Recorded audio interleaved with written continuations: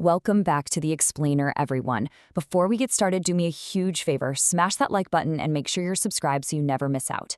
Okay, so today we're diving into a topic that honestly impacts literally all of us who use digital tech. Usually, when we picture a massive cyber threat, our minds jump straight to, some shadowy hacker in a dark room, frantically trying to break down a digital front door. But what if I told you the door was already open? What if the absolute biggest cyber threats out there today aren't external attackers at all, but rather fundamental flaws already hiding right inside the network? Let's get into it. 40%. Just let that sink in for a second. According to some wild 2025 research from Fastly, a whopping 40% of all cyber incidents are now caused by software defects. This is a massive hook that completely changes how we need to look at cybersecurity. Bugs and defects have officially overtaken external attackers as the #1 cause of security problems. So hackers aren't necessarily inventing crazy new ways to breach impenetrable fortresses.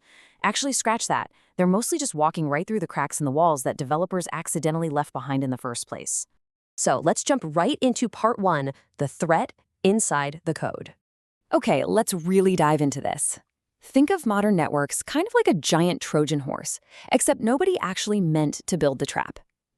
Businesses rely on software for absolutely everything today, from customer service platforms to complex financial systems, the whole shebang. But to stay competitive, development teams are sweating under incredibly tight deadlines. And this intense pressure cooker directly leads to rushed deployments and, disastrously, skipped security reviews. When you force speed over safety, coding mistakes are practically guaranteed. It's crucial to understand these aren't malicious acts. They are completely avoidable cybersecurity risks born out of a desperate rush to just stay relevant in a hyper-competitive market. Moving right along to part 2, the AI coding dilemma.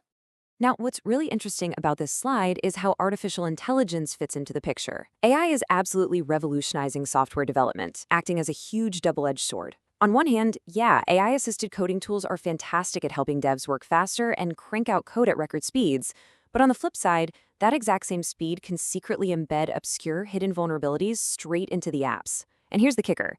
These AI-generated flaws usually aren't obvious until long after the fact. If an organization blindly trusts AI without doing rigorous human testing and review, those hidden weaknesses just sit there, basically rolling out the red carpet for attackers to exploit the system. Which brings us to part 3, the dangers of outdated legacy tech. Okay, we need to slow down for a second and talk about technical debt.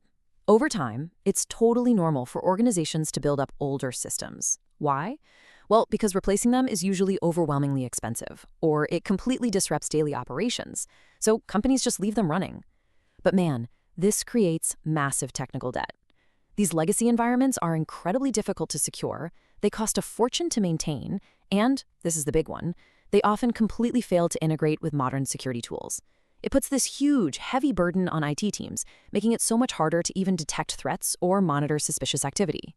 And here is the brutal truth. Cybercriminals frequently target outdated software because they already know its weaknesses. Like we said, hackers aren't always out there working harder, they're working smarter. Unsupported software simply stops receiving security patches. So when businesses delay their updates or stubbornly cling to legacy platforms, they are basically handing attackers a detailed known blueprint to their system. I mean, think about massive incidents like the Equifax data breach or that widespread Log4j panic. Those didn't involve futuristic, impossible-to-stop hacking tools. No way. They just involved attackers exploiting known flaws in older software that organizations completely failed to patch. All right, part 4, the true cost of bugs. When a vulnerability is exploited, the fallout spreads rapidly across an organization. First, it hits the data. Boom, stolen customer information. Next is operations, leading to debilitating ransomware attacks and crippling downtime. Then the financial hit, causing massive revenue loss. And finally, trust, which leaves long-lasting reputational damage. And hey, when we talk about stolen customer data, remember, that is often your personal data. Your information is the ultimate casualty of these internal corporate oversights. And it gets bigger, creating what's known as third-party danger. Look, companies don't just write their own code anymore. They rely heavily on outside vendors for cloud platforms and business apps. So if an attacker finds and exploits a single software bug in just one vendor's platform, that can simultaneously expose thousands of different organizations at the exact same time. It's a terrifying domino effect, a massive, synchronized exposure, all triggered by one tiny flaw in the supply chain. Finally, part 5, how to secure your systems. Okay, take a breath because it's not all doom and gloom. Now that we deeply understand how these vulnerabilities work, organizations can actually fix these deep-seated issues. So the crucial point is following these 4 actionable steps. 1. Adopt secure development practices right from the very beginning of a project, not just as an afterthought. 2. Conduct regular testing and vulnerability monitoring, which is absolutely vital if you're using AI tools. 3. Ensure IT staff apply security patches promptly. Seriously, close those known doors. And 4. Do the hard work of replacing unsupported legacy software. When organizations proactively invest in these practices, they become vastly less vulnerable to cyber attacks. As we wrap up this explainer, I want to leave you with a lingering question. Is your data sitting on a legacy system right now?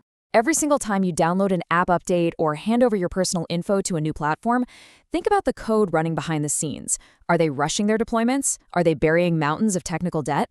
It's a question that should definitely make us all want to investigate our own digital footprint just a little bit closer. Thanks so much for joining me today. Keep asking those smart questions, and I'll see you in the next one.